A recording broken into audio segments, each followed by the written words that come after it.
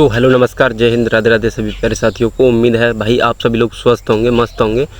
और आप सभी लोगों के मन में एक जिज्ञासा चल रही होगी कि हमारा जो फिज़िकल है वो उसका ग्राउंड कैसा है, उसका सेंटर कैसा है, कितने बजे वहाँ पे जो है एंट्री हो रही है और एग्ज़िट कितने बजे मिल रहा है, और क्या क्या जो डॉक्यूमेंट्स वगैरह हैं वो हमें लेके जाने हैं। क्या डॉक्यूमेंट वेरिफिकेशन वहाँ पे हो रहा है या नहीं हो रहा है, या मेडिकल साथ में हो रहा है या नहीं हो रहा है, इन सारी चीज़ों पे बात करेंगे। क्योंकि भाई 20 अगस्त को फर्स्ट डे में मेरा फिज़िकल था और मैं वहाँ से 2 दिन में फ्री होके आया हूँ। तो आपको मैं पूरा अजमेर GC1 का यहाँ पे रिव्यू करने वाला हूँ इस वीडियो के अंदर।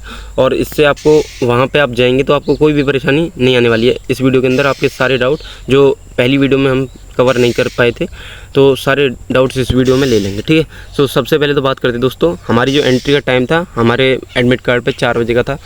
तो एंट्री टाइम जैसे 4 AM का दे रखा था, तो हमने वहाँ पे 3:30 बजे हम पहुँच गए थे। लेकिन वहाँ पे जो एंट्री स्टार्ट हुई, नाम बोलने मतलब आपके रोल नंबर वाइज आपके नाम वहाँ पे लिस्ट में से बोले जाएंगे। तो हमारे वहाँ पे 4:30 बजे ये सब स्टार्ट हो गया था। तो उन्होंने धीरे धीरे करके नाम बोलना स्टार्ट किया और जैसे जैसे बच्चे आते गए और उनको लेते गए अंदर, जिसका भी नाम आता जा रहा था उसको अंदर ले जाते जा रहे थे। उसके बाद में जैसे मेरा नाम बोला तो मैं भी, तो भाई जैसे ही हम अंदर ग्राउंड में एंटर हुए, सेंटर में हम लोग एंटर हुए, उसके बाद में हमारा सबसे पहले जो काम था वो था एडमिट कार्ड हमारा चेक किया गया विद आधार कार्ड, ठीक है। उन्होंने कुछ नहीं मतलब पूछा, खाली एडमिट कार्ड देखा और आधार कार्ड देखा। थोड़ा सा उन्होंने फ़ोटो वगैरह मैच करने की शायद कोशिश करी थी। उसके बाद में उन्होंने डायरेक्ट हमको आगे बढ़ा दिया और आगे बढ़ाने के बाद उन्होंने एक जगह हमें दूसरी जगह बैठा दिया था। जिसके बाद में हमारा क्या हुआ, उसके बाद में हमारा मतलब हमें ले जाया गया चिप लगाने के लिए और चेस्ट नंबर देने के लिए, ठीक है। चिप और चेस्ट नंबर हमें जैसे ही दिए गए, उसके बाद में हमारा जो था हमें ले जाया गया वेरिफिकेशन के लिए। क्योंकि आपकी जो चिप होती है उसका वेरिफिकेशन आपका होता है, वो स्कैन होती है। तो चिप स्कैन हो जाएगी जैसे ही आपकी, और उसके बाद में आपका थंब लग जाएगा वहीं पे साथ में, और आप वहाँ से आगे बढ़ जाएंगे। फिर आपको एक दूसरी जगह पे ले जाके बैठा दिया जाता है। उसके जस्ट बाद में आपको फिर वहाँ से उठाएंगे और आपका एक सेकंड टाइम मतलब यहाँ पे एक फॉर्म दिया जाता है आपको, मतलब दोबारा रनिंग से पहले ही एक फॉर्म दिया जाएगा 2 पेज वाला, 3-4 पेज होते हैं उसमें, जहाँ आपको उसमें साइन करने होते हैं और अपना रोल नंबर और नेम वगैरह भरने होते हैं, जो आप आसानी से भर सकते हैं। और आपके जो फ़ोटोज़ हैं, लगभग आपको 4 फ़ोटोज़ ले जाने हैं एडमिट कार्ड और आधार कार्ड के साथ में, बस। और यही 3 चीज़ें थी जो आपको ले जानी है। और एक फ़ोटो आपको फॉर्म में लगा देना होता है और एक दूसरी जगह एक दूसरा पेज मिलता है जिस पे आपको लगा देना होता है। 2 फ़ोटो वहाँ पे लग जाते हैं, एक फ़ोटो का आपको बाद में ज़रूरत पड़ती है, ठीक है दोस्तों। तो यहाँ पे ये सारी चीज़ें हमारी जैसे प्रोसेस कंप्लीट हुआ, फॉर्म वगैरह हमने भर दिए, उनको दे दिया। और उसके जस्ट बाद में हमें मतलब बैच का हमारे का नंबर आया 1 घंटे बाद। उस प्रोसेस के 1 घंटे बाद जस्ट हमारा बैच का नंबर आया था रनिंग के लिए। तो भाई जो पहले दिन था वो जो प्रोसेस था उस दिन बहुत ज़्यादा लेट हो गया था, क्योंकि उन्होंने फ़र्स्ट बैच जो दौड़ाया था वो दौड़ाया था आपका करीब 9 सवा 9 बजे के समथिंग उन्होंने फ़र्स्ट बैच पहले दिन का दौड़ाया था। उसके जस्ट बाद में होता क्या है, पहला बैच दौड़ गया और जो मेरा वाला बैच था वो था तीसरा बैच। तो भाई उस दिन तक 12 मतलब 12:15 साढ़े 12 के समथिंग टाइम हो रहा था जिस टाइम हमारा तीसरा बैच तैयार किया गया था रनिंग के लिए। तो भाई उस टाइम तक बहुत ज़्यादा धूप हो चुकी थी और मतलब बच्चे मतलब इतने ज़्यादा परेशान हो चुके थे, क्योंकि फर्स्ट डे था तो हमें नहीं पता था कि हमें क्या चीज़ें अंदर लेके जानी हैं और क्या चीज़ें वो मतलब अंदर ले जाने देंगे या नहीं ले जाने देंगे। तो मैं आपको बता देता हूँ, आप देखिए मोबाइल ले जा सकते हैं, आप वहाँ पे वॉच ले जा सकते हैं और अपनी खाने पीने का जो भी सामान वगैरह है वो आप सारी चीज़ें ले जा सकते हैं। और आप कोई मतलब जैसे दवा वगैरह, ट्यूब वगैरह कुछ भी आपको जैसे ले जाना हो, मर्ज़ी हो आपकी, वो सारी चीज़ें आप ले जा सकते हैं। कोई वहाँ पे ना तो बैग चेकिंग का सिस्टम है, कुछ भी कोई मतलब बिल्कुल भी प्रॉब्लम नहीं है अजमेर GC1 में। तो भाई स्टाफ भी बहुत ज़्यादा कोऑपरेटिव है। उसके जस्ट बाद में हमारी मतलब रनिंग स्टार्ट हुई 12:30 बजे के समथिंग। 12:30 बजे के हमारे समथिंग रनिंग जैसे स्टार्ट हो गई तो भाई मतलब बच्चे थोड़े से घबराए हुए थे पहले से ही।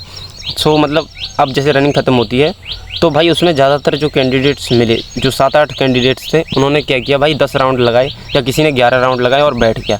तो उससे क्या हुआ, उनका भाई उनकी रनिंग बिल्कुल ख़त्म हो गई, वो पास नहीं हो पाए। और ऊपर से हमारे बैच में इतनी ज़्यादा धूप हो चुकी थी तो उसकी वजह से हमारे टोटल 98 कैंडिडेट्स थे हमारे वाले बैच में, और जिसमें से 50 फेल हुए, 48 पास हुए। अब आप देख सकते हैं कि फेल का जो रेशियो फर्स्ट डे रहा था वो ऐसा रहा था। उसके जस्ट बाद में जो चौथा बैच हमारा दौड़ाया था उसमें भी मतलब जो बच्चे फेल हुए थे, तो 4th बैच में भी लगभग 150 कैंडिडेट्स थे जिसमें से 70 फेल थे और 80 पास थे, ठीक है। और जो आपका 4th बैच बना था वो लास्ट बैच बना था, लगभग 180 कैंडिडेट्स उसमें थे और उसमें से 80 पास थे और 100 फेल हुए थे भाई।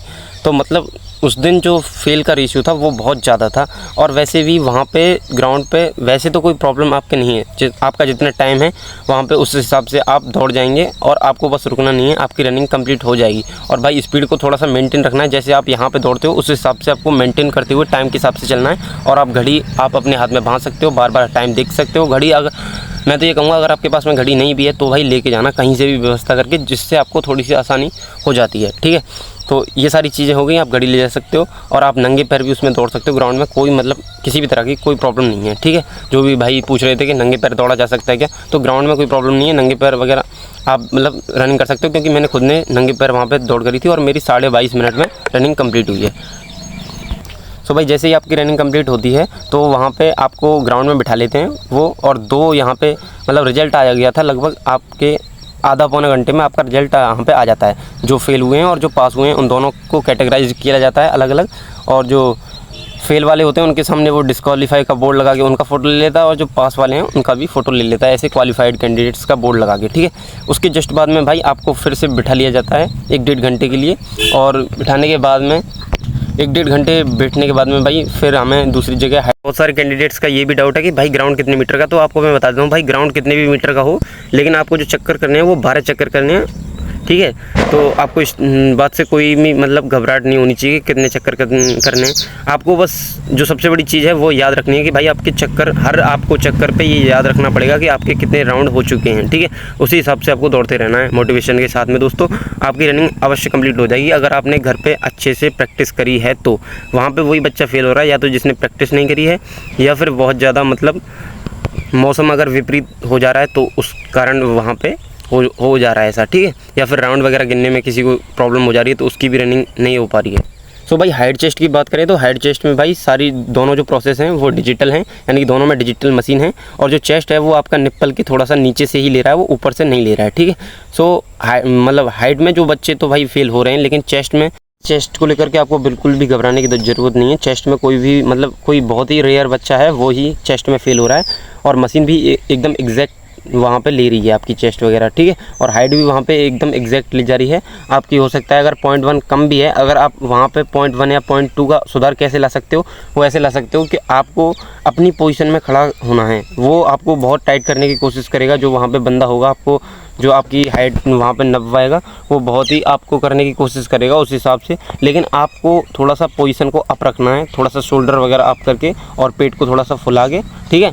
अगर आप ऐसे करेंगे तो मेरे हिसाब से वहाँ पे आपकी 0.1 या 0.2 कम है तो वो आराम से हो सकता है बंदा वहाँ पे, ठीक है, हाइट में पास, ठीक है।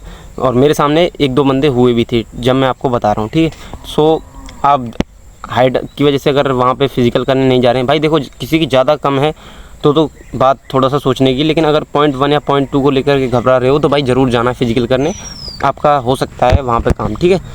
अब भाई बात हो गई हमारे हेड वगैरह चेस्ट वगैरह हो गई। उसके बाद में भाई क्या हो गया था कि टाइम जो हुआ था लगभग 9:30 बज चुके थे बैठाते, मतलब उन्होंने फिर बैठा के ही रखा 9:30 बजे तक। उसके बाद में बोलते हैं कि आज आपको मतलब आप बहुत ज़्यादा लेट हो चुके हैं, इसलिए आज हम आपको फ्री नहीं कर सकते हैं और आपको अपना रिज़ल्ट साइन करने के लिए आपको कल फिर से आना पड़ेगा। सो भाई अगली मॉर्निंग में हमको 8 बजे का रिपोर्टिंग टाइम दिया था। सो हम 8 बजे फिर नेक्स्ट डे पहुँचे।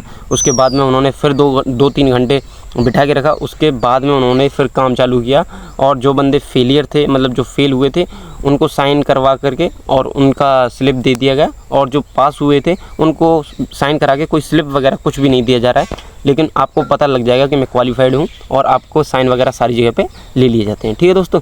तो यही सारी चीज़ें थी वीडियो में, और अगर कोई आपका डाउट वगैरह रह गया हो इस ग्राउंड से रिलेटेड अजमेर GC1 से, तो आप प्लीज़ ज़रूर से कमेंट बॉक्स में कमेंट करें, ठीक है दोस्तों। So thank you so much for watching this video. Like and channels को सब्सक्राइब जरूर करें। Thank you.